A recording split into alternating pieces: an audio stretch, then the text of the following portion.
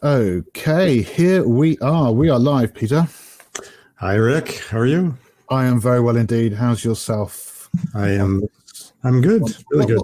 What day of the week is it? I Is think it Wednesday? Wednesday, yes. On this Wednesday, yes. Wednesday over here too. It's been one of those weeks. Anyway, hello Peter, and hello everybody else. I see we've got quite a few joined us already, and I expect we'll have a few more joining us in the next few minutes, which is great. I mean, really good. So thank you very, very much for attending. Yes. You know, I've got to hold my hand up. You know, we haven't done the best job or as good a job as we would like to have done on marketing these events. I still feel like these are one of our best kept secrets that we're doing these things. So if you've managed to find out we're doing it, well done, and a warm welcome to you. And actually, before we kick off on today's event, I also want to I'm just going to share my screen, and I want to explain what it is we're actually doing here. Right. Well, Peter obviously knows. But if you look at this is my screen here, and this is the URL, practicalcsm.com/modern-cs.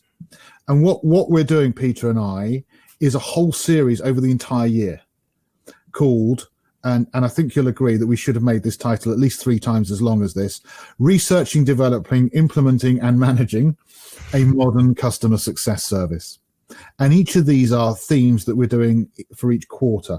So for Q1, it's research. For Q2, it's development. Q3, implementation. And of course, Q4 is managing and improving. In fact, we're adding in there. And then if you look below, I don't know if that comes out very well, but on the actual page, you can see it much more clearly. You can see for each month exactly what we're going to be talking about. So for example, last month was the demands and the challenges. And this month, we're building on that to say, well, okay, well, then what are the research techniques? Well, how do we go about researching for our customer success service? Next month, we'll be assessing capability and performing gap analysis. And so they build on each one, and we are recording them all. So if you register, you will get access to this recording and to all the others as well. So you've got the whole series. Even if you've missed one, you can then catch up as well on those. So please do register for all the events. They're all up there and available to register, or will be shortly if they're not already. Certainly the March one is up and running. And I just wanted to explain that. So that's practicalcsm.com/modern-cs to get hold of that. Or if you just go to practicalcsm.com and go to that free live webinars up there, you'll find it there. So good. So thank you for letting me just do the little bit of marketing on this series. And well, as we saw today, this time it's all about research. So that's our conversation for today. As I said, in a month's time, we'll then do the next stage, which is the analysis of that research and how to determine requirements through doing a gap analysis. Just whilst we've been talking, you've probably seen, in fact, I can see that you've seen, because people have been filling it out, there is a poll. So thank you if you've already completed the poll. If not, please do complete it. And what we're seeing here is we've got roughly a third of people with over 6 years experience. A warm welcome to you. That is great. It's great to have all that experience in the room. And then a mixture, pretty much even mixture spread, then the remaining 65% spread between all the other groupings in terms of levels of CS experience, which is also great. And welcome to everyone from students upwards. Hopefully there'll be something here for everybody. Obviously, this is a CS leadership focus because it's about developing the service itself rather than delivering the service. So it's more for leaders, but I think that it's going to be useful for everybody. So without further ado, I guess we'd better get started. So I'm going to end the poll. And just to say, actually, I should also just mention that there is a chat option. Feel free to say anything you like, but please keep it polite in the chat window. Yeah. You are welcome to ask questions. We will specifically be picking those questions up at the end, but you might think of something that you want to say now and you might forget later. So feel free just to put anything you want in the chat window at any stage at all. And as I said, at the end of this, we will pick up questions and go through sort of a Q&A session. And also just say we are recording this, and we will be making the recording available to yourselves, and for those who registered and didn't actually get to join for whatever reason, we'll be sending it out to them as well. Okay, deep breath, Rick. That was enough from me. One more thing, Rick. Oh, please. Are we going to ask for a volunteer? Oh, well said. Do you want to do that? Sure.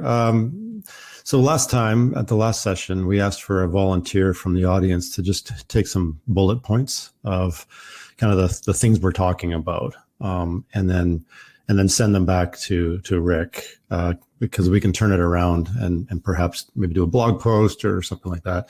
Really appreciate it. If someone wants to kind of raise their hand in the chat, and just not an onerous task, just kind of bullet point kind of thing. Exactly. So last time we had a lady do it, and she was absolutely brilliant, and it was really is just bullet points of the main points that come out from our conversation. Would there be somebody who would be willing to do that? And we deliberately want to do it this way because we want to keep it informal. We don't want to decide beforehand what we're going to say. We want to make it a conversation. So would somebody be willing, please, to hold up their hands or just to say, yes, I'll do it in the chat window? And all we're asking for literally is just to make a few notes as you go along. If nobody does, that's fine, and we'll just go through. Aaron, thank you so much. That is wonderful. Really appreciate it. Thank you, Aaron. All right, good. Okay, so let's kick this off. So our topic is research techniques, what to research and how to go about it. So our assumption here is from last time we looked at the types of demands and challenges and why we might want customer success in the first place within our organization. Obviously, we've decided that we do want it. We've determined, some of those key things about it, but we need to dig deeper now. So what would you say, Peter, would be like the start point that kicks this research process off? Where do we start from? Well, I believe with customer success, you need to start at the very basic, which is you have to understand what you're meant to do as an organization, and that needs to start at the very top. What's the company expect from this sort of a service? And it doesn't have to be too complicated of a message, I think, but you can't really develop this service without kind of that very specific statement from an executive or executive team about what their expectations from this service are. So we call it a charter, right? In the industry. Okay. So a charter from the executive team. And I think that it's safe to say that what we want particularly from this is the idea here is what's critical to the success of the customer success organization is the buy-in from that exec team, right? Yep. So we want that charter to not just be lip service. They've got to mean it. And that means they've got to write it. They've got to write it. That's right. They have to write it. And it needs to be something that people buy into, like the people who are not creating it can understand it, because it has to be written in such a way that everyone says, yes, this is actually going to fulfill a need that we have in our company, or fill a big gap that's really causing trouble for the market or for our customers. And if we continue with this charter and build this out, we have a lot of confidence that we'll address that major concern. So what might a charter look like, physically? Yeah. So are we talking about a 200-page document here, or what are we talking about? No, I think it needs to be succinct. It should be like less than a paragraph. Yeah, a few sentences, maybe, I would say. And that's, in my mind, those are the best ones. That it's really, really sharp, crisp, really to the point, and descriptive at the same time. Meaning that if the executive team believes the customer success charter or mission should be to increase retention and reduce churn, while at the same time improving the customer satisfaction scores for clients, that can be crafted into a paragraph, in my mind, and it opens up the minds of people who are reading it to say, okay, how are we going to go about doing this? I agree, those are real challenging things we need to tackle. Let's talk about the depth of that, right? So would you say what it's doing is it's providing it's like a scoping exercise. It's saying what is within scope of of our expectation from customer success. Yeah, and the good thing about that is that it puts these invisible guardrails around the organization. So the challenge with customer success, as many of you know, is that without boundaries, everyone has their own interpretation, their own their own definition of what customer success is. It's vital that the executives make that statement so that everyone understands, okay, now we have a better vision or an idea, a concept of what customer success is and what they're meant to do. And we're no longer going to have expectations of them to sell, for perhaps as an example. Maybe it would be, but maybe not. Or that they're going to be handling all the escalations, which is often a real challenge for customer success. If without the boundaries, everyone has their own interpretation. So we've drawn a box or a circle around a bunch of stuff. Yeah. If it's inside the box or circle, then it is in scope. If it's not, it ain't. And the risk of not having that is not just that the kind of poor behavior perpetuates in the company, but the customer's experience never changes. I mean, it just keeps continuing on, and you never actually address the underlying causes of retention, which, Go ahead. Sorry, Rick. No, well, sorry, no, I didn't mean to interrupt you. I'm sorry, but what I was going to say was it provides clarity, doesn't it, within the company as a whole, so that what we don't want, and going back to your expression about customer experience, and obviously this is really critical, and one aspect that everybody is aware of, right, about customer experience is it's customer experience fails in the gaps. Yes. So absolutely. What we want is a customer experience where there aren't nothing, where the ball never gets dropped. We've got to know every single touch who's responsible. Yeah. Oh, absolutely. So again, the charter helps us because we now know, right, these are the customer touches we're responsible for, which means obviously then that these are the ones that someone else needs to be responsible for. So again, from the exec team's perspective, this helps them to make sure that every touch is going to be picked up by someone. Yeah. Yeah. And I would say if you have experience in customer success and you come into a company that doesn't really have a strong charter yet, I think it behooves you to actually educate the senior team. If they're thinking of developing one, don't be shy about offering your opinion about. Well, actually, that's a good point, Peter. So, who should be involved in this process? Yeah, I mean, it's. I've always recommended it shouldn't just be the leader of customer success. Definitely not. Charter. They need. The thing is, whoever creates it owns it. Okay, yes. Both in reality, probably, but also emotionally. Yeah, they have to go on a bit of a campaign internally to educate the other leaders about why we're doing this, why this is necessary.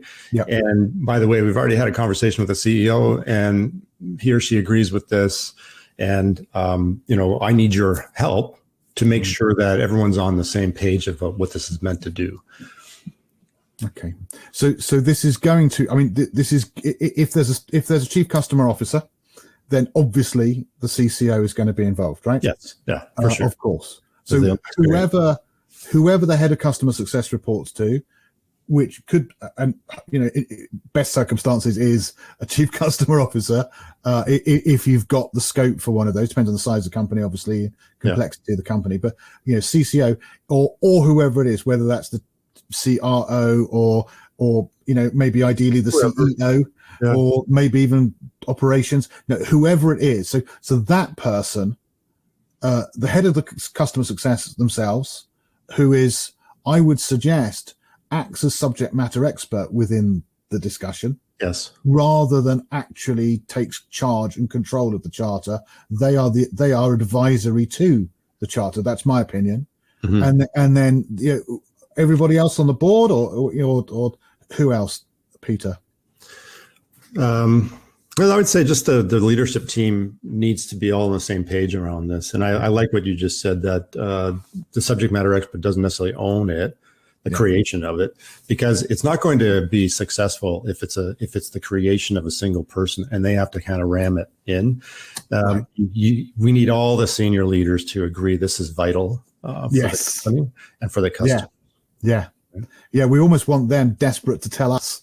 Yes, this is what we want from you. This is what we really need from you. That's what we want to hear, right? And then the expertise of their wants and needs and desires, not our wants and needs and desires. That's not going to turn them on. That's not going to get them excited about customer success. It's their wants and needs and desires. Okay, so it's simple language. It's written, I think, almost as a start point for us to then develop our vision and mission from, and what we're really doing is we're scoping. Mm-hmm. Yeah, we're trying to decide what is in and what is out in terms of what the focus of customer success is going to be and how it fits within the organization. Okay. Yeah. So I think the next point then is from that is I think that the head of customer success now has something to bite on. Okay. They've got their scoping document, their charter, and that charter, that's, to me, a charter is a bit like a warrant of authority. Okay. Correct. I've got my piece of paper. This tells me, like, I'm responsible and I'm in charge and I'm authorized to get this lot done. Okay, so it is actually, that's proof of my role and my ability to go out there and start using budget and resource and assets. Yeah. So before I do that, though, start spending money, on hiring people, whatever, I better understand perhaps what the end result should be. So I think, like, step 2, as it were, is a focus on outcomes. I don't know what you feel about that. What are we expecting from the service, and which is obviously tied into the charter. But the outcomes, let's say the charter clearly indicates we need to drive adoption and value for our customers. We have identified that so many customers are really having challenges and difficulty embracing and leveraging the solution to the extent it needs to be. And we're realizing that's a problem because they're just not renewing their subscriptions and stuff. And so the outcomes need to be attacked at that level. So down from the charter, you start, imagining, if I said the charter is all about value realization, what do I need to do first? Is you need to start focusing on what are the processes, what are the capabilities needed in this organization to drive adoption? And what kind of teams should I be developing and hiring, and how big is it need? What kind of a market or segmentation do I need to start, pursuing to really attack this at the right kind of effort level? So to my mind, the difference between a charter and a list of outcomes could be illustrated by, in the charter. So let's use your example of adoption. In the charter, it says the customer success organization will be responsible for adoption. Okay. That's a simple one. Yeah. The outcome will be, so what? Well, time taken on average for customers to be onboarded and generating value to be halved by end of 2021, and CSAT from the adoption process to be increased from its current 7.8 to a minimum of 8.5 in that same time frame.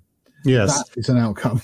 Yeah, an outcome, and they can be very product specific, right? You can say we know our solution well enough to know that when a customer's getting value from it, a certain KPI reaches a certain threshold. So you can actually have markers in place to say these are ways we measure the achievement of. You can't hit more adoption, right?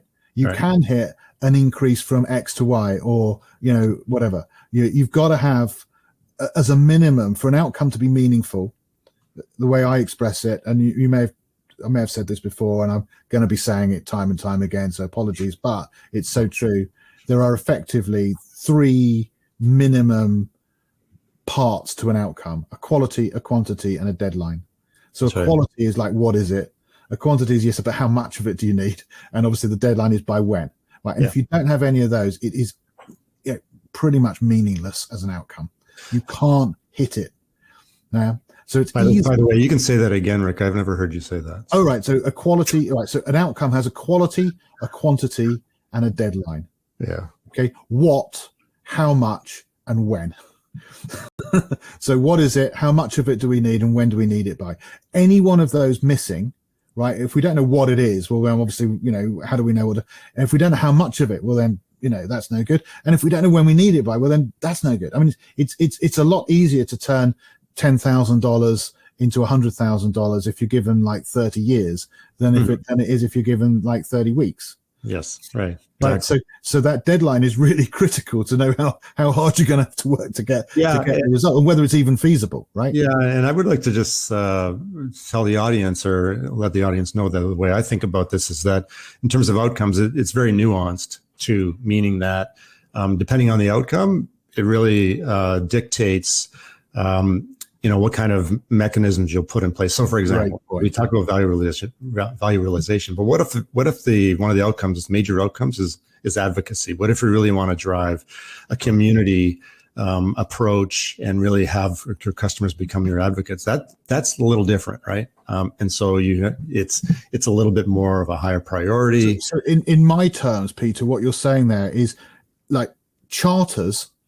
There's probably going to be a lot of similarity in everybody's charter for customer success, in everybody's charter, and even more similarity when you look at charters in, say, two SaaS companies selling a product that does a similar job to a similar group of customers. Okay, you probably got very similar charters, but the detail is in the outcomes, the what. That's right. How much and by when? Well, that depends on your corporate strategy. That depends on whether you're growth or whether you're all out for growth, or whether you're actually no profitability. That's right. Or actually, what you're trying to do is reduce expenditure and make your books look good because you're angling for a sale in the next couple of years. So these things are going to make the outcome requirements completely different. And and by the way, this is a bigger topic, and I'm going to yet again get on my hobby horse. And Peter, you can join me because it's one of yours as well. And that is that customer success leaders need to start understanding business. Yes. Okay. I'm talking about customer success outcomes, but I'm talking about them being aligned to actual, real, hard business decision making that is not made by the customer success leader. It is made by the CEO. And in fact, to be quite honest with you, it's made by the investors. Yes. To a large extent, the owners of the business. Yeah. Okay. Yeah. They drive that. If we don't start getting business heads on, we are never going to be taken seriously. All right. And this is a lack in customer success currently, where we need to start thinking more like business people. That's why, and I think that's a theory of why there's so much frustration in the customer success world about what you just said, being taken seriously. I think, to some extent it's getting better. But I still think like in the marketing world, I always draw this analogy. Marketing also has historically had that challenge where it's not as tangible, results, right? Yeah. But many marketing experts argue the results are there. You just have to kind of surface them and really have to actually wait for them. And customer success is similar, that we have to actually wait for the results sometimes. Yes. Lower churn, frustratingly so. Higher efficacy, those follow on, very important board level metrics that don't happen right away, right? Yeah. Yeah. Okay, good. Well, look, there's much more I could say about that, but again, I'd just be indulging my own private, desire to talk about it more. So look, what have we said? Charter from the exec team. That's a scoping exercise. It gives us our authority. This is what we are responsible for. Now we can go out and do something about it. But before going and doing something, we need to be clear on the goal, because otherwise, when you play a game of soccer, if you don't know where the goal is, how are you going to score? All right. So we need to play the game now. But before we play the game, we identify the goal. And so understand your outcomes. Okay. Mm-hmm. As Covey said, begin with the end in mind. Okay. So very important. Yeah. Understand your outcomes. And as I've said, each outcome must at a minimum have a quality, a quantity, and a deadline. It ain't an outcome otherwise. Yeah. Can I just add one more quick point on that? Please. On the outcome thing. I just read recently that the pandemic, shocked a lot of companies, as we know, but a lot of the, newer startups and everything weren't focused at all on retention. They did actually, the quote was, they don't really care. They didn't care because all they would do is just go up more, get more customers. It was growth, but the pandemic flipped that purely net new. Then they had to focus 100% on retaining their customers, right? So. I would agree with that. I mean, whether or not before they were or weren't doing it, afterwards they damn well were. And I think there's very few companies that haven't either recognized for the first time or just had it confirmed just how important, managing existing customers and keeping them is to, in terms of risk management and in terms of having a successful business. You can't, how can you, think of all the effort in, filling a leaking bucket. Yeah. I mean, you're never going to get it full, right? Because it's like, I don't know, herding cats. You've got 30 cats, you've got to get them all on the sofa. Good luck. right? Because you get the first 3 cats on the sofa, and you go and find another couple, right? The 2 of the others will have jumped down by the time you've done that, right? And they'll be fighting in the corner. You're never going to get them all on the sofa at the same time. Right. So maybe I don't know. I don't know if that illustration helps. I like the cats on the sofa personally, but the leaking bucket probably makes more sense to everybody else. But hopefully you got what I mean. But good point. You're right. CV19 has really brought home the importance of this. So I would say, like, remember the point about the outcomes is, yes, they are customer success outcomes, but they are customer success outcomes that relate to the business. Yeah. The business, they have to make sense for the business. Because, and by the way, if they don't, do not be surprised when the business doesn't take you seriously. Yeah, that's right. And rightly so, frankly, Exactly. Why wouldn't they? Yeah. Because actually, you will be a joke to them, because you won't be contributing to the success of the business. You'll be contributing to something else you've made up. I used to have a boss who used to call that a science experiment. Right. Yeah. Great point. And by the way, some companies have the luxury of that. They'll set up a what happens if department. Yeah. But that's not what we're doing here. No. Okay. So let's move on, because we've talked enough about this, and I'm just wary of time. So, all right. So I think what we need to understand now, we've understood what we're trying to achieve. We need to understand our market, and we need to understand our customer. Right. Yeah. So how do we go about doing that, Peter? Yeah. Don't skip this step. This is actually one of them. A very crucial step. It's almost like what I just mentioned, the science experiment. Experiments were done often without, understanding how the impact is on the eventual kind of user or patient or customer or whatever. Make sure if you're establishing the practice, go out, talk to customers. You can do surveys, but don't just rely completely on surveys. Actually do interviews. I would say go do some roundtables, do some focus groups, really make a big effort to ask questions, listen to the customers, understand what their challenges are, and then start kind of connecting the dots. All right. So let me just interrupt you if I can, because I think you've made a really great point. I just want to make it really clear to people. Right. So you said you can do surveys, but you can also do interviews and focus groups. So the difference there is a survey is a quantitative analysis of it's quantitative research. So that means you can maybe quite easily in a survey go out to 1,000, 5,000, 10,000, 100,000 people, okay, and get their opinion, where you ask them like 30 questions and you get rate this out of 5, okay, and then what you've got is an average. So you can say, right, we went to 1,000 people, and the average for this question was 3.7. Okay. And the average for this question was 4.3, and the average for this one was 2.1. Oh, that's interesting. That question, that was a low score on average. Now I know what's interesting. Look, this is an area of dissatisfaction currently. Now we can explore this qualitatively. So then the quantitative research comes first to tell you where the challenges are, for example. We've now identified an average of 2.1 on this question that we asked about whatever it was. Now let's do something that's qualitative, where we actually start asking open-ended questions. Now, we can't ask 10,000 people open-ended questions because we don't have the money or the time, or indeed we wouldn't get 10,000 people to agree to do it. But we could ask 10, and we could ask, say, 20, and we could ask them on a one-to-one basis. That's called an interview. Or on a one-to-many group basis and collect the group consensus, and that's called a focus group. Mm-hmm. Yeah, and you're not going to have 100% confidence that what you're hearing is representative of every customer, because it's probably not. But it should give you some level of confidence. Well, then you pick those people carefully so that they do represent as best you can, right? Yeah. Yeah. And having been through this exercise many times, it's valuable. It's valuable because it's great to talk to customers anyways, and they appreciate it.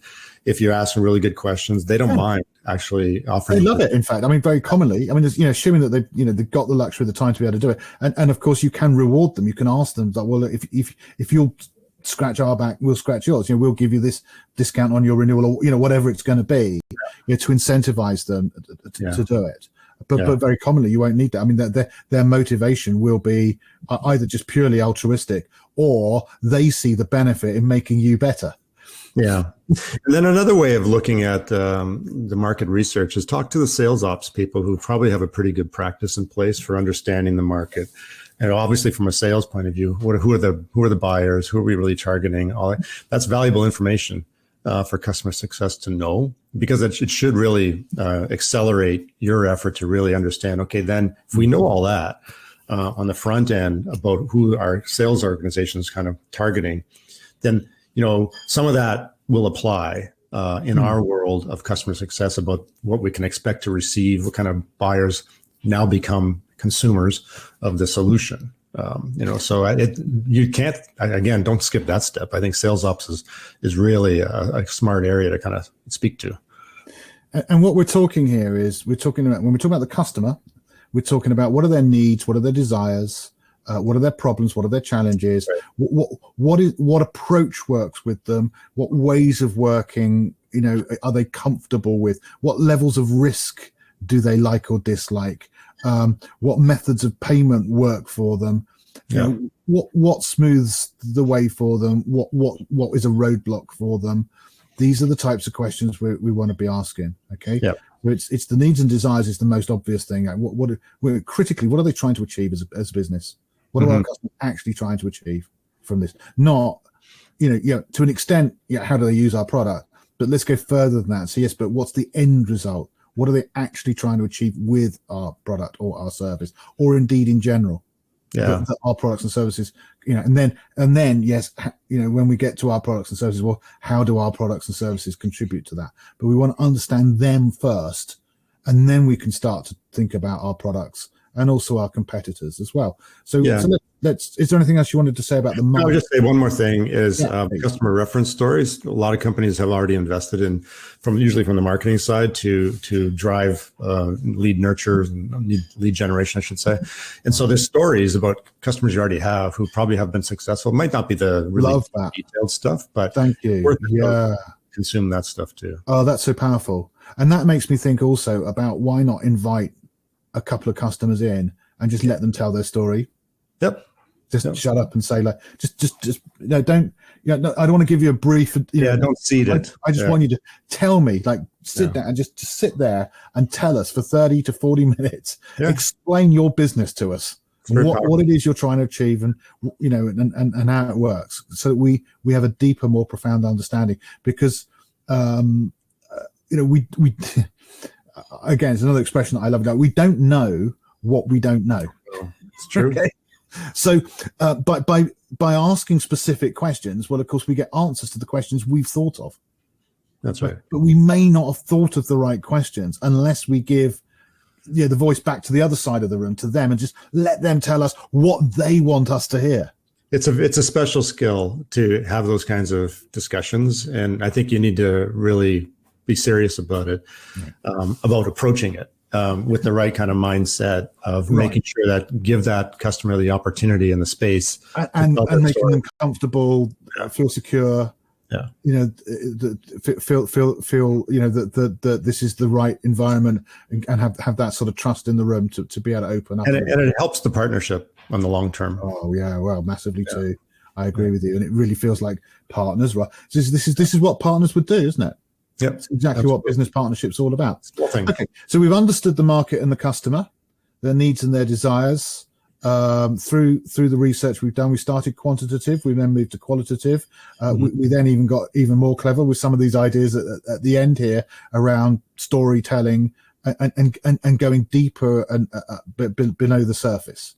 Yes. Now, the other side of the coin to the market and the customer is the product and also our competitors. So any thoughts on what we need to research there? Or how we need to understand our products? It seems very elementary, but it's worth pointing out. You need to understand your solution. What's the value proposition? Why do customers buy the product? What are they trying to solve? You kind of touched on that a little earlier, Rick, but I think it's for this specific topic.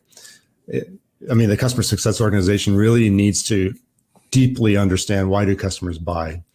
And so they learn that from the sales. That's one perspective. Sales tells them this is why their customers are buying. But again, back to you can kind of triangulate with customers. Why did you buy it? This is part of our research, and we're trying to help improve our services to you. So we just need to kind of understand your perspective at a little bit deeper level. Yeah, because you might, I mean, I'm not saying you will, but if you go to sales and ask why do customers buy product X, they might say, well, we are actually 15% cheaper than our nearest competitor. Yes. All right. Now that is true. Okay. And that might contribute to some of the purchases, but it's not why your customer bought your product, right? That makes no sense. You don't buy something just because it's cheaper than everybody else. I mean, there's loads of things I don't buy. Like, I don't buy baby clothing, regardless of how cheap it is, because I don't have a baby, right? Yeah. There's more to it than what the salesperson might be thinking. They might be thinking quite again, I'm being unfair, right? I mean, it's linear in their thinking. Yeah. And I would say, don't forget product management and the development team. I mean, they're going to tell you why the product. They should have, I mean, effectively product, should have done. They should not have built something that they hadn't researched thoroughly. There was a demand for and known in advance why they were building this thing. Yeah, that would be silly. They should absolutely, whether it's a product or a service, they should be very clear on why are we creating this product or service? What problem does it solve for the customer? But of course, then what you've got with product is what we built it for in 1987, right? As opposed to perhaps what our customers now want post COVID-19 in March coming up. And this is why we test all of our CSMs ongoing, like every year. What's the value proposition of the solution? Right. Come back to us and tell us what the value proposition is for customers. Right. So okay, and when we're and of course products develop over time and services develop over time, and I'm sure if you're a SaaS company, you're going to be adding features and functionality all the time to your software, and so when we're talking about it to the customer, what we shouldn't be selling is the feature. What we should be selling is the end result of using the feature again. What does it allow our customer to do? Yeah. It's the destination. I liked your question earlier, or your statement earlier, Peter, when you said, what's the value proposition? So explain a little bit more about value proposition, please. Well, it's essentially, why does the customer buy a product? It's to solve a business challenge, right? And so the proposition of the solution is it will address that problem. It might not be the sole answer to the problem, but it'll help the customer advance towards their objective of solving this business challenge or problem that they're having. So the value proposition is essentially that. It's just really simple, actually, to articulate. But when we as I mentioned, test our CSMs, we want a little bit more depth about how it does that. But to answer your question, I think it's essentially like a single sentence almost, Right. And following from that, if we can, it would be really cool to identify, right, that's why this product, but why our product specifically? Why did they come to us over our nearest competitors, who almost certainly for pretty much every organization, we're going to have competitors who have similar solutions. Yeah. So what made them choose us? What was it that tipped the balance? Because that, if you like, USP, that unique selling point or unique value proposition, UVP, if you like, that's like the secret sauce. If we can build on that. Yeah, and these days, with products being always changing, and competitors all know each other's products, and it becomes, as the saying goes, it becomes commoditized. Yeah, commoditized product. So the differentiation becomes how are you treating the customer? And I don't mean, if it's not your product. So if you're like an SI, right? So if you sell someone else's products, if you're a reseller, that's right, right, then there are other resellers also selling that product. So, so how are you going to be different? Oracle, you work for Oracle. I mean, Oracle obviously sell, but also there are many other organizations who sell Oracle. So if some other organization is reselling an Oracle system, well, they get the same discount level, and they've got the same qualified engineers as their nearest. So what's the difference, right? What is the difference between going to Oracle resellers A, B, or C if they all are qualified and certified to sell Oracle product X? Okay, why should I go from one to the other? And the answer, by the way, guys, may not be the product. In fact, in this instance, it cannot be the product because it's the same product. All right. Yeah. So what is the answer? It ain't the product. What is it? It's our ability to help them achieve their goal, which is experiential, both pre and post sale, right? How does it make them feel in terms of the level of confidence and with you as a partner going forward? Are you giving them the right kind of information, the right kind of guidance? Are you easier to deal with? Is the experience they're having? And notice I'm not saying anything about a human. It could be human or digital. It's about the experience they're having, whether it's frictionless as possible to kind of ease their way towards the achievement of their goals. Because ultimately, they're not, as you mentioned, they're buying a product, but they're not trying to buy people to kind of go along with it. They actually want to buy the outcome. They want the outcome. They don't want a product. A product's a pain in the ass. Apologies for the language, but it's another thing. You've got to find a space for it and pay for it. Right. We don't want more stuff. We've got to have the more stuff to get the result. Yeah. It's not like anybody wants to buy more. Well, I mean, technical people might like more. But more toys to play with. But the decision makers, that's not how they're looking at it at all. That's right.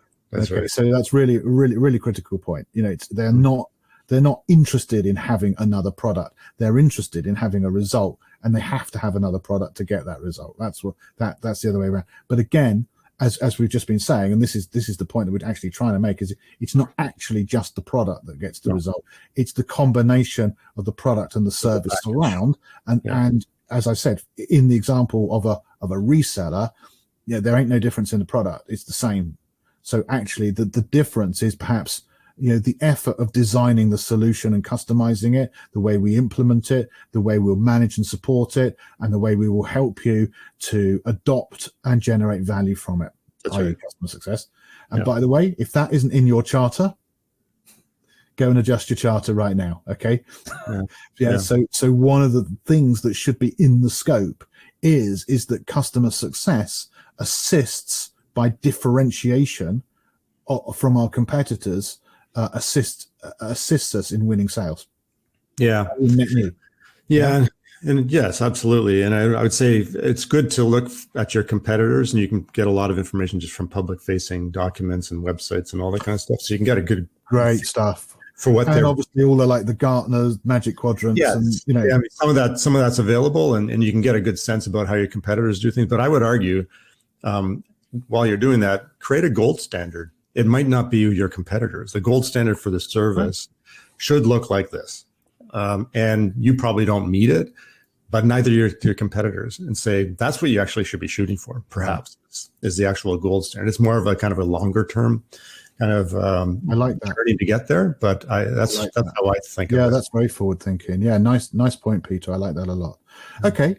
What about going internally then to understanding the rest of the company? So you're the head of customer success. You're going to be operating, but not in isolation, right? So you've got to understand how are you going to fit within that complex animal that is the rest of your company. Yeah, and it kind of goes back to what we were saying earlier. How you can't really build these things in a vacuum or a silo. It's not going to work if you do that. You might be able to stand it up, but it's not going to have a life force behind it, which is the rest of the company. Customer success is only as successful as the company endorses it going forward. And I think, therefore, it's really up to the customer success leadership to make sure that whatever service being designed fits within the company's culture, its values. You're not going to design a service that is super aggressive around, let's say your charter is all about value realization, and yet your team you're building is, for some reason or other, really focused on just driving renewals. You become more slanted towards a sales organization than it is a value customer success based organization. So there needs to be real sensitivity around making sure that your team, your organization, customer success, the mission fits within the culture of the company. If the culture of the company, let's pick a company, Patagonia, which is really out there as saying, we represent this brand to the market. We care about the environment. This is like an outdoor and sporting type clothing. Yes. But they're really vocal about trekking how equipment and things like that. It's all about caring for, the world. At the same time, they're producing garments for people to go out and enjoy that world. Mm-hmm. It would be weird to have an organization within that company that had values that didn't work there, so that's kind of what I'm getting at. Okay. So I think the word that springs to mind for me is alignment here. So Yes. We can't align with what we don't know. So we've got to go out and understand, well, what is our corporate vision and mission? What are the key strategies that we're trying to achieve, so that we can align our customer success vision, mission, and key strategies to the corporate vision, mission, and key strategies? What's the culture like? Is it very hierarchical and structured, or is it actually very horizontal and everybody's first name terms and casual, and whoever's got a good idea is allowed to run with it, and everyone else shuts up and listens? Yeah, and I would argue too that there's something even more mundane to consider, and that's might be capabilities. And I mean financial capabilities. So, right, okay, so right, absolutely. The ability to kind of tap what into assets and resources does the company have to hand? That's what's the art of the possible in this company right now? That's important. It could frustrate you as a leader, but nevertheless you still have to play with that.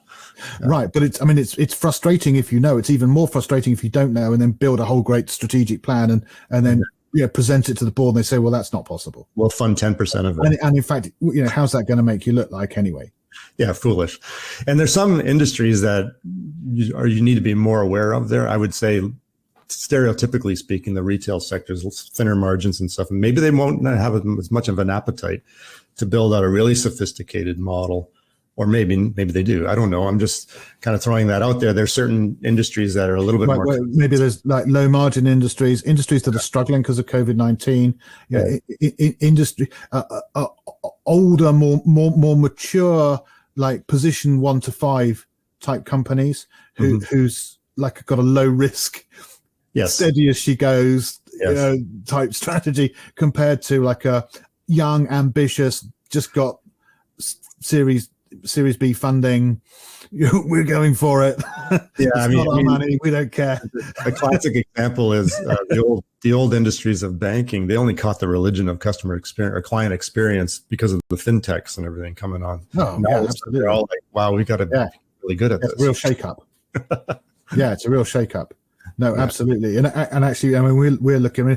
I used to do a little bit of marketing here. TransferWise. Have been around for a while, and when I moved to Ireland and purchased my house in Ireland, to move money from pound sterling into euro was really expensive through the banks, but TransferWise it was pence. So I used TransferWise, and then now they've basically opened up a business banking thing where you can hold like 50 different currencies. And just transfer between one and the other just at exchange rate levels. And I'm thinking, well, why wouldn't I do that? Exactly. It makes my life so much easier than paying. Anyway, that's nothing to do with it. Sorry. Getting off topic, and we haven't got much longer. So let's just wrap this up finally with practical considerations here. So, who's going to be involved in this research? What's it going to cost? How long should it take? What types of resources? What tools? What documentation? What should we end up with? A report? What? For the research phase, a report, a detailed report about what we just talked to, the charter, or indeed like a summary. I think with then a whole bunch of appendices behind it, probably, and how you're going to go about delivering on these things. Talk to customers. You're going to include all that information in this document or this paper. And the more you research, obviously, the more for next month to analyze, and that has both good and bad sides of it, right? So what we want is enough, but what we want is relevance. Right? Yeah. Yes. And don't forget, education training needs to be a component of this paper. You need to help explain to people why you cannot just set up this organization and run. I mean, it needs to be some training built in at the outset to get people at the right level of abilities and capabilities to work with customers. We didn't really say that, did we? You mentioned capabilities, and then we glossed past it. But one huge aspect of research is researching our human potential as it is currently. So what do we currently know? What are we good at? What levels of experience, what levels of expertise, what levels of skills, what levels of knowledge, in what specific areas do we and don't we have? Really, really important. Yes. Tap on the wrist there. We should have made it more clear that you did mention capabilities, but my fault. I should have brought that out of you a little bit more. Is that when we're talking about capabilities, a capability is a combination of the process, the people, and the tools that are used to perform an activity. So the process obviously is the steps we follow. The people are the people who follow those steps, and the tools are whatever assets or resources they may use. Be that a playbook, be that software, be that a vehicle or an office or whatever it may be, or a combination of all of those things. Yes. Including things like cafes to eat their sandwiches and buy and eat their sandwiches or whatever else. So everything is included within that capability. Right. Okay. And the people aspect of it actually is fundamentally the most important one. That's right. Yeah. Is there anything else you want to mention? We've got 9 minutes left, but I do want some time for questions. So we've got over 30 people with us, so hopefully we'll get some good questions. So guys, if you do have any questions, feel free to put them into the chat window, and we'll pick them up in just a minute. Just maybe just coming back again to this documentation, or or indeed, are there any sort of resources or tools? I mean, let's say, for one thing, right? Of course, there are plenty of third-party organizations out there who can help you with things like putting together a good quality, unbiased survey, or helping you with running focus groups where your questions are neutral and open-ended and really do get the results that you want, because it's easy to do it, but not easy to do it well. Okay. Yeah. So that's a consideration, maybe, is that there are third parties. Obviously it's going to need funding, but there are third parties who may be able to help you with some of that external research, particularly I'm thinking out to the customer and about your competitors. Yeah. But also we might just be colored ourselves, in our judgment, and it might be quite useful to get a third party in. I agree. Some of the other stuff we need to do it ourselves. Budget consideration, though, Rick. I think a lot of companies might not be able to afford consulting firms to help advise on building all this stuff, but some can. I mean, I've been part of a company that did that. We enlisted the support or help of a consulting agency to help us build the customer success, and they were good, but it was expensive, right? But yeah, as you say, there's lots of resources, free and third party stuff. Yeah, and there are like freelancers as well. So you don't need to go to like top 5 consulting firm. You don't need to employ KPI to do this. Okay. KPMG to do this, right? Or Gartner or whatever. You can go to a smaller consultancy firm to help you as well. Right. All right. Okay. So, is there anything else you wanted to say, Peter? And then we'll throw it open for questions. I'll just say this is a journey. Treat it like a journey. That you need to understand what the destination is, and then the trick is just making sure that the map gets filled out along the way. And you only ever do this once, and then you never do it again. Is that right? Well, the trouble is with business is always changing, right? So you need to keep revisiting everything. Okay. So, and how often? That's a good question. I mean, I would say annually, the executive team, the leadership team should make sure that they're all together on, is this still the right mission for this organization? Is it meeting our goals? Do we expect more of it or less of it? Yeah. So I think it depends upon how much evolution, how much revolution we're going through as an organization. So if you think about 2020, right, we may have needed to adjust midstream in that year, right? Where as opposed to a steady as she goes year, where things were perhaps more evolving than completely being thrown out and rebuilt. In which case maybe we can wait a little bit longer. And the important thing is, like, the more times change is costly. Okay, so what we don't want to be doing to our team is changing the goalposts all the time. That's right. Because that just leads to loss of productivity. Today we're doing this, tomorrow we're doing that, next day we're doing something else. I'll give it a rest. Okay? Yes, we've all been there. We've all been led by that type of leader, and it really is not. We never get anywhere. We've got to put our line in the sand. Those are our goals. That's our outcomes, and then we want to work to those outcomes. Okay, so that I think is also maybe our final point, leaving us with 5 minutes for questions. And I see Aaron has come up with a question. How do you, after the process, when 90% of the customer success is completed in the roadmap or the charter, so let's say, this is not like a net new, we're building our customer success organization from scratch. We've already got it. It's already up and running.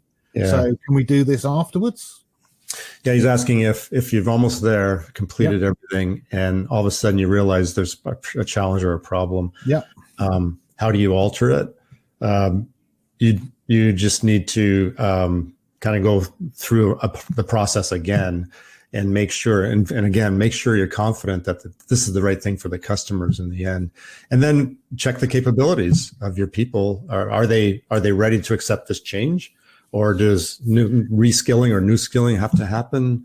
It's hard to say. It depends on how serious the challenge is, I would say. Yeah, I would say this. I would say, Aaron, it actually takes a little bit of bravery to recognize what you've just said. And if you're looking at it and you've got that sinking feeling, you know what, we're missing X from this. Okay, we've got two options, haven't we? Right, we either embrace that and embrace the reality and say, right, well, it's no good without X. It's wrong. Okay, there's a problem. It needs to be dealt with. And if that means redoing parts of that research and going back and doing it again properly, well, then that's what we've got to do. If that's what it's going to take. And so I think it is dedication to the process. That's when it and that's difficult, and especially because as I said earlier, like about unknown unknowns. Okay, the reality is that we don't always know at the beginning of this exercise.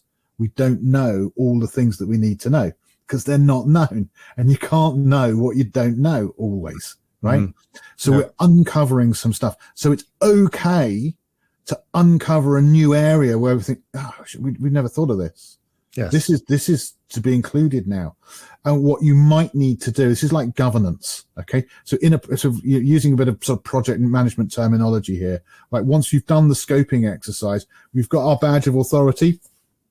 This is what we're allowed to do.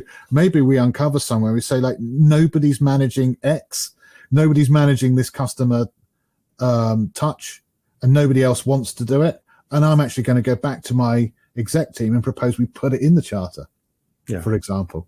Yeah. So this is what we need to do if we're going to do it properly.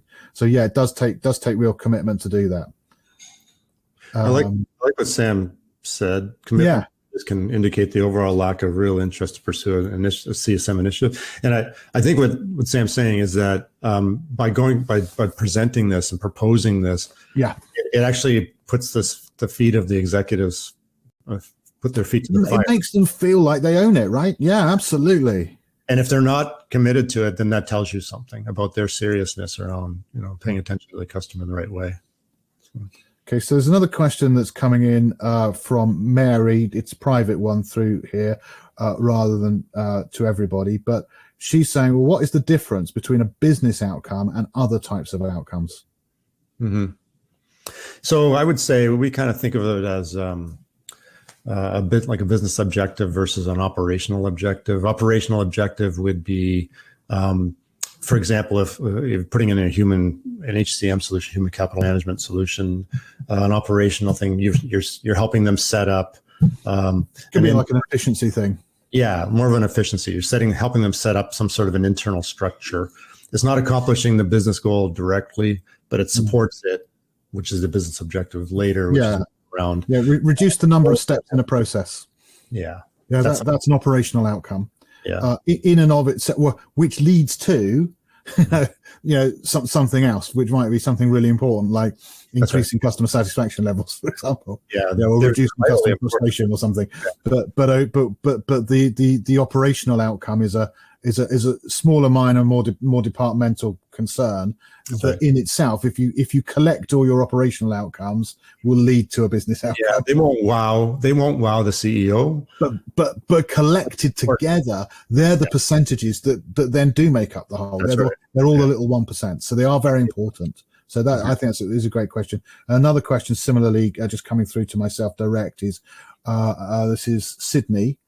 What if your customers are in multiple different industries? For example, our company services pretty much all types of industries.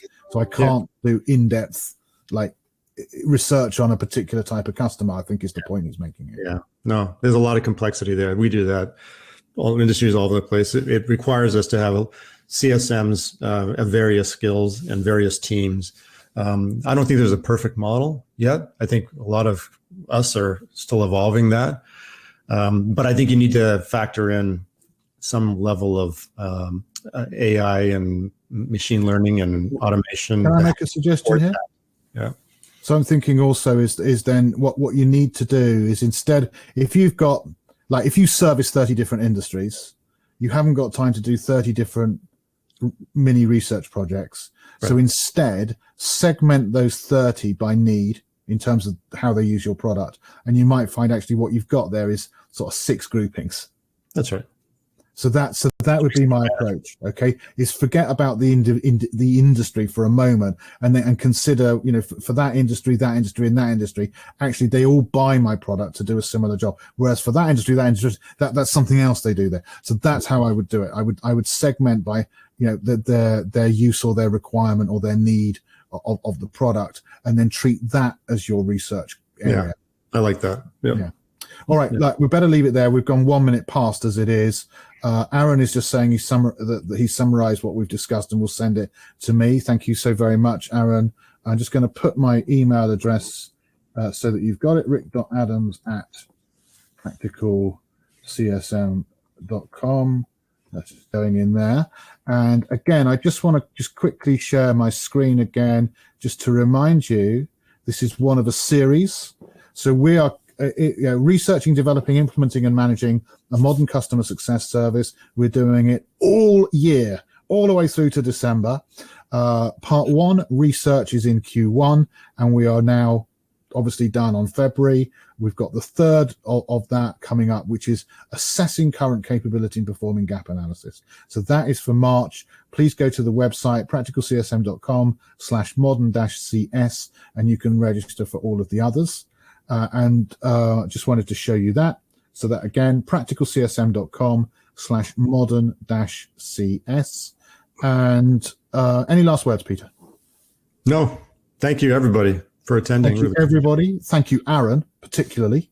Yes. Really appreciate your work. Looking forward to getting that, and we'll get that out to everybody, and we'll also get the recording out to everybody. Thank you, Peter. As always, really enjoyable conversation. I think we covered a lot of ground. Please do give us your feedback. Is this good? Is this bad? Is there something we should be doing that we're not? You know, how can we improve this? We're always happy to hear. And if we're wonderful, we like to hear that as well, because we are very egotistical, both of us. So we do like to hear that if we're doing a good job as well. That's always nice. And, you know, thank you for attending. Really appreciate it. So I think that's it. Take care, guys. Bye-bye. Bye-bye.